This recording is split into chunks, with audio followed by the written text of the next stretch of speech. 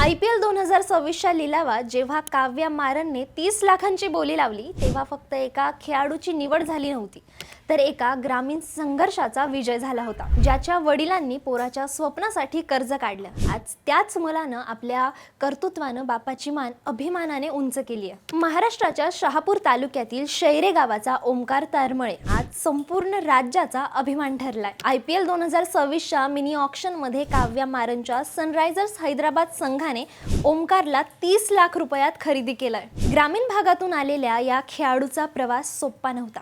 दिल्ली आणि त्रिपुरात क्रिकेट खेळण्यासाठी ओमकारच्या वडिलांनी तब्बल 3 लाखांचं कर्ज घेतलं होतं. ऑक्शनच्या दिवशी ओमकार टीव्ही समोर नव्हता, तर मंदिरात बसून शांतपणे प्रार्थना करत होता. आणि अगदी शेवटच्या क्षणी सनरायझर्सने त्याच्यावर बोली लावून त्याला आपल्या संघात सामील करून घेतलं. त्याच्या वडिलांचा आनंद अनावर झाला होता. त्यांनी उड्या मारत देवाचे आभार मानले. आज ओमकार ऑरेंज आर्मीची जर्सी घालून मैदानात उतरणार आहे. हे स्वप्न नव्हे, ही संघर्षावर मिळालेली विजयाची खरी मोहर आहे.